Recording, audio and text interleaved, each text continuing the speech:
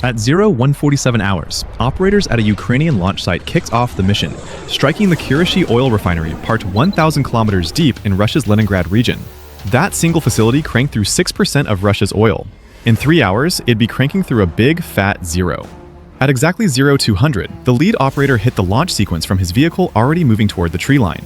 The first FP-1 rips down its rail, wings bending like they might snap, lifting off at 80 clicks per hour. Every 15 seconds, another one followed suit, hooking northeast toward Russia. The operators were already 2 kilometers gone, tearing through forest roads pitch black. No lights, just NVGs. Behind them, the empty launch site sat waiting for the Russian payback that was definitely coming. All over Ukraine, the same drill went down at dozens of spots.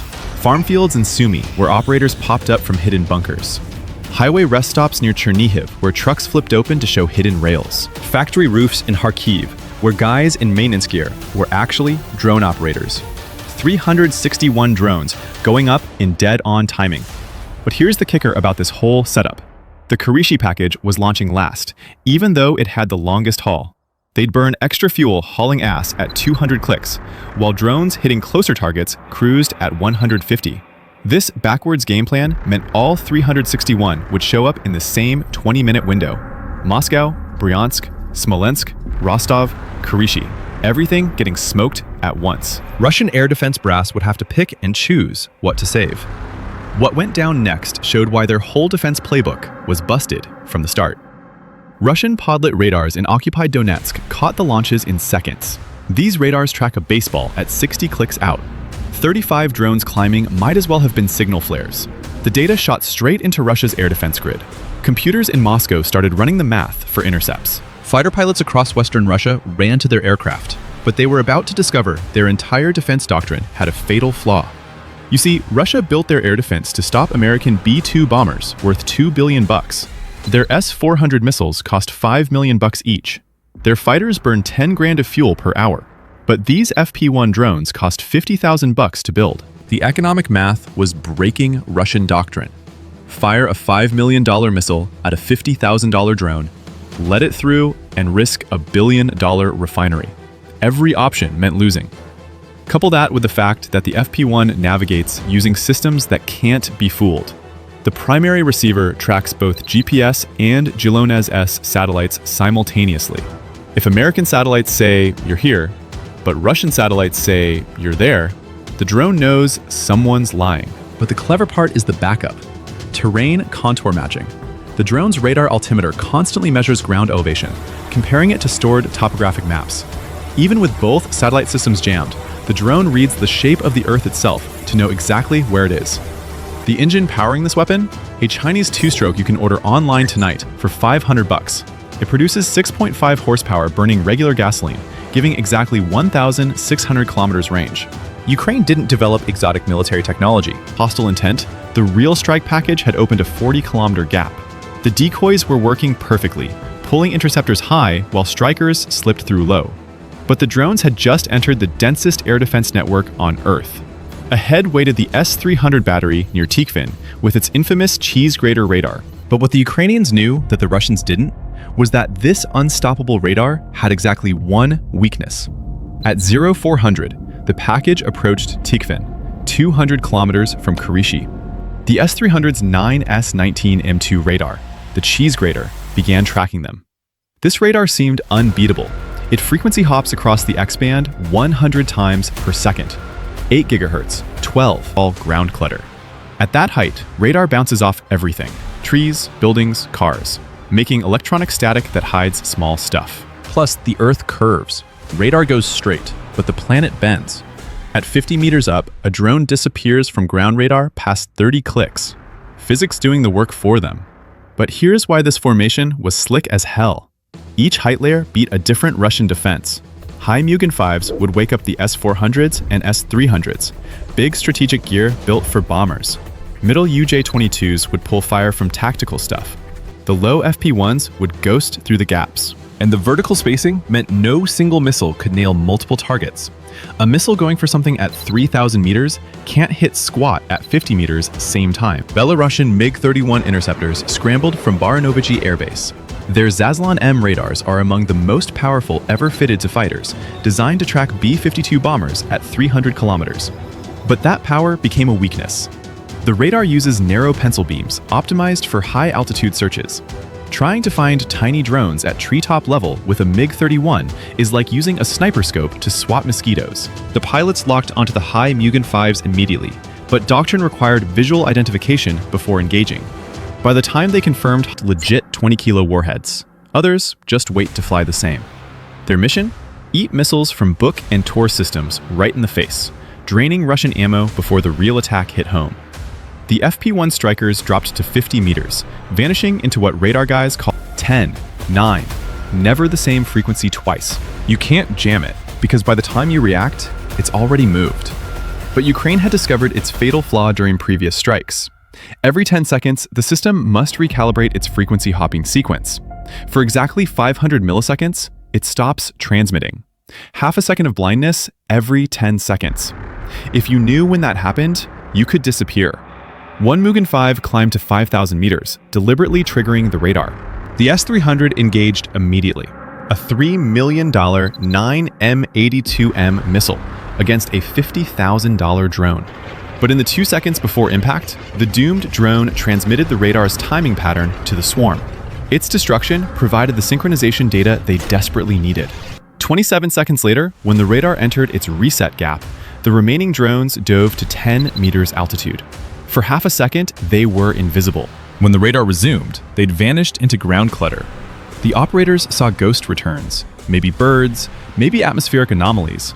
Without solid tracks, they couldn't engage. The swarm had slipped through during the blindness window, but they just entered Russia's electronic warfare zone, where GPS itself would betray them. The Pol-21 system activated, using a technique called Meaconing, recording real GPS signals and rebroadcasting them with delays. The drone's receivers showed them over empty fields, when they were actually over cities. 5 minutes of position data, all lies. But in the words of Monty Python, it was but a scratch. The FP-1 switched to backup navigation, magnetic heading, combined with counting power line crossings. Each major transmission line between the border and Kirishi was a waypoint, 7 lines total, following the Moscow-Petersburg energy corridor. The drones were literally navigating by counting infrastructure that couldn't move or be spoofed. 2 drones flew over an iron ore deposit that pulled their compasses 30 degrees off course. 3 more followed the wrong power lines toward Finland. But the lead drone's power line count matched expectations. It was on course for Kirishi. The package, now down to 24 drones, pressed on through thickening morning fog, pulling 30G turns. Physics favored the interceptors. 12 UJ-22s went down in spectacular fireballs, their sacrifice buying precious seconds. Because while those missiles flew their 15-second journeys, while the Pantsirs were blind to new threats, the FP-1 strikers sprinted through the gap. By the time the missiles impacted, the strikers were inside minimum range. The Pantsirs needed 45 seconds to reload. The FP-1s needed only 30 seconds to reach cannon range. The math favored the attackers. The Pantsirs switched to their twin 30mm cannons, firing ahead ammunition, shells containing 360 tungsten sub-projectiles. The fire control computer calculated work toward the refinery's glow on the horizon. At 0600, Kirishi's lights became visible, a glowing industrial city that never slept. 4 Pantsir batteries protected it, positioned for overlapping coverage. The 20 remaining UJ-22s split into their 5 groups of 4, each group targeting a different Pantsir. The operators watching their radar screens faced an impossible choice. Their systems could track all 20 drones, but each battery could only engage 4. Those 4 missiles would need 15 seconds to reach their targets. During those 15 seconds, they couldn't engage anything else without abandoning missiles already in flight. Ukraine had turned the Pantsir's precision into its weakness. 16 missiles launched simultaneously, their rocket motors lighting up the pre-dawn sky like an artificial sunrise. The UJ-22s started evasive maneuvers, but against missiles' refinery perimeter at 0618, walking straight into the Derivatsiya-PVO's kill box. Russia's brand new point defense system, sitting on a juiced-up BMP-3 chassis by the main gate. Its 57mm autocannon already dialed in on the incoming birds. This wasn't your standard flak setup. This monster was custom-built to mulch drone swarms exactly like this. The PVO spits programmable fuse shells, but here's what makes it brutal. A laser rangefinder nails exact range to each target, programming every shell as it leaves the tube. The shell spins and counts, detonating at the exact calculated range, not on contact, but right in the target's face. Each blast throws 200 tungsten balls in a 10-meter kill bubble. The drone flies into a shrapnel cloud it never saw. The system's computer was already running what they call barrage mode, overlapping kill spheres at staggered ranges: 300 meters, 250, 200, 150. A three-dimensional meat grinder nothing could penetrate. The barrel started tracking up, lining up the lead drone at 200 meters. But the PVO's engineers had hardwired a safety feature that was about to screw them. Below 100 meters, the tungsten could shred the refinery itself. Tanks would leak, chemicals would spill. The system meant to guard the facility could torch it instead. The safety was burned into the code. No override, period, even in combat. The PVO lit off at 0618. First shell popped 200 meters from the lead bird, too far to hurt it, but showed the pattern. Second shell at 180 meters. The computer was walking rounds in. Third would connect. The lead FP1 tried diving, but damaged controls lagged. Third shell detonated 8 meters out. Manual override, rejected. Tried direct fire, blocked. The computer decided, saving the refinery from friendly fire beat killing 2 drones. Wrong call. At 6:19, the first FP1 hammered the CDU-100 junction right where Intel marked it. 25 kilos of tetral went off at 7,900 meters per second, pushing 100 psi overpressure. The rusted supports gave out instant. Crude at 380 Celsius and 30 atmospheres blew from broken pipes. The superheated oil hit air and turned to vapor, a fuel-air bomb ripping through the whole complex. 10 seconds later, the second bird nailed Tank 47's bad seal. The built-up vapors flashed. The floating roof. The BLEVE shockwave punched 6 storage tanks at once. Emergency systems tried cutting off sections, but damage was everywhere. Pumps couldn't stop with no downstream pressure. Valves couldn't shut against backflow. The sprinkler system had 0 pressure, water mains cut by the first blast. The Kirishi refinery, 355,000 barrels daily, 6.4% of Russia's capacity, was tearing itself apart from inside. Satellite photos proved what Russia lied about for days. CDU-100 wrecked. Catalytic cracker wrecked. 6 months minimum before partial ops. Full capacity? Maybe never. Russia said they shot down every drone. The firestorm you could see from orbit told what really happened. Bye for now. Roof became a 50-ton missile, launched 200 meters on gas pressure before it crushed the admin building flat. 80,000 barrels of refined product now had no lid, feeding a fireball growing toward the sky. The CDU-100 failure chain reacted through linked systems like dominoes set to drop. The Fractionator column, cut off from feed, had catastrophic pressure loss. Liquid hydrocarbons at 380 degrees flash-changed phase, a BLEVE, boiling liquid expanding vapor explosion. The column, 40 meters tall, split at the welds. The top part flew 800 meters like a giant spear. Secondary blasts ripped out. 200 tungsten balls ripped outward at 1,500 meters per second, faster than most bullets. The drone's plywood body came apart like paper. Fuel tank hold, engine torn loose. It tumbled through the air, raining parts over the refinery. Second drone hit 120 meters. The PVO's barrel tracked smooth, following perfect. At 110 meters, still shooting. At 105 meters, 1 round chambered. At exactly 100 meters, the system locked up. The barrel froze cold. That last shell went off harmless above the diving drone. The operator could see them clear, track them perfect, but the computer said, no way. He punched They took hobby shop parts and turned them into strategic weapons. The warhead, though, was military grade. 80 kilograms of tetral explosive that detonates at 7,900 meters per second, surrounded by steel balls that would punch through concrete at 200 meters. By 0215, the strike packages had merged into one massive swarm heading east. Russian radar screens showed 361 contacts converging on dozens of targets. The question wasn't whether Russia would detect them. They already had. The real question was whether they could stop them. At 0245, the Kirishi package reached the Belarusian border. The main swarm of 326 drones continued eastward toward Moscow and other secondary targets. This was the critical moment.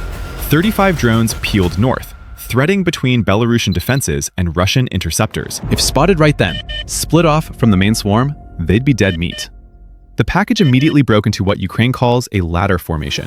The Mugen 5 decoys punched up to 3,000 meters, deliberately yelling on known drone frequencies. They wanted every radar in the area looking their way. These hacked-together commercial drones even packed radar reflectors, aluminum corner cubes making them look huge on screens. At 30 grand each, their whole reason for existence was dying first to save the real strikers. The UJ-22s held the middle at 1,500 meters. Some packed 200 tungsten balls ripped outward at 1,500 meters per second, faster than most bullets. The drone's plywood body came apart like paper. Fuel tank hold, engine torn loose. It tumbled through the air, raining parts over the refinery. Second drone hit 120 meters. The PVO's barrel tracked smooth, following perfect. At 110 meters, still shooting. At 105 meters, one round chambered. At exactly 100 meters, the system locked up. The barrel froze cold. That last shell went off harmless above the diving drone. The operator could see them clear, track them perfect, but the computer said, no way. He punched man each drone would be when shells arrived, creating clouds along predicted flight paths. But Ukraine had programmed random altitude changes every 2 seconds, up 10 meters, down 5, up 3, down 8. No pattern for the computer to learn. The predictive targeting was firing at where drones should be, not where they were. 3 FP1s flew into tungsten clouds and disintegrated. Another caught the edge. Half its wing gone, but somehow still flying. The gyroscope compensating frantically. 6 FP1s cleared the cannon envelope at 500 meters from the refinery. The Pantsirs couldn't depress their guns any lower without hitting their own positions. They'd broken through the main defense. But the Russians had fresh hardware they'd been dying to test. 3 survivors breached each drone would be when shells arrived, creating clouds along predicted flight paths. But Ukraine had programmed random altitude changes every 2 seconds, up 10 meters, down 5, up 3, down 8. No pattern for the computer to learn. The predictive targeting was firing at where drones should be, not where they were. 3 FP1s flew into tungsten clouds and disintegrated. Another caught the edge. Half its wing gone, but somehow still flying. The gyroscope compensating frantically. 6 FP1s cleared the cannon envelope at 500 meters from the refinery. The Pantsirs couldn't depress their guns any lower without hitting their own positions. They'd broken through the main defense. But the Russians had fresh hardware they'd been dying to test. 3 survivors breached the